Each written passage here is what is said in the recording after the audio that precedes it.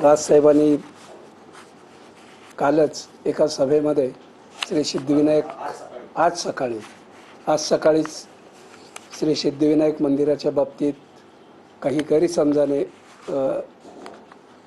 समस्त महाराष्ट्राला एक माहिती दिली आणि त्यामध्ये सिद्धिविनायक न्यासाचे काही आमचे जे ट्रस्टी आहेत यांनी शासनाला एक पत्र दिलं होतं आणि त्या पत्रामध्ये चौकशी करा अशा प्रकारची विनंती केली होती आणि या उल्लेख करताना नागरिकांमध्ये काही गैरसमज निर्माण झाल्याच्या भावना या निर्माण झाल्या आणि त्यामुळेच आज या ठिकाणी आपण आपल्या सगळ्यांच्या माध्यमातून सिद्धिविनायक न्यास गेली 2 वर्ष जे अतिशय उत्कृष्ट असं काम करते ती माहिती व्हावी ह्या दृष्टीने आपल्याला सगळ्यांना निमंत्रित केलेलं आहे।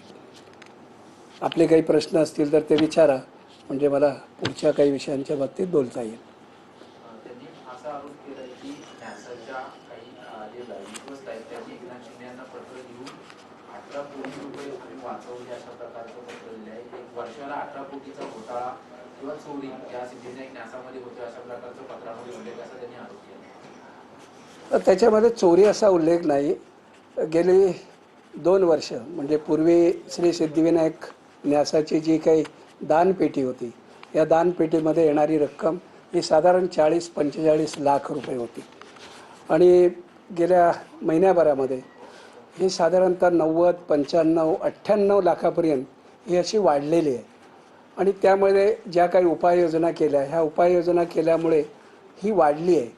अर्थात ज्या वेळेला ह्या सरकारकडे ह्या दोन्ही वर्षाचं ऑडिट जाईल वाढलेली रक्कम आणि 2 वर्षापूर्वीची 40-45 लाखापर्यंत असलेली रक्कम याचं जेव्हा ऑडिट केलं जाईल त्यावेळेला निश्चितच त्यामध्ये एक संशयाची भावना निर्माण होईल।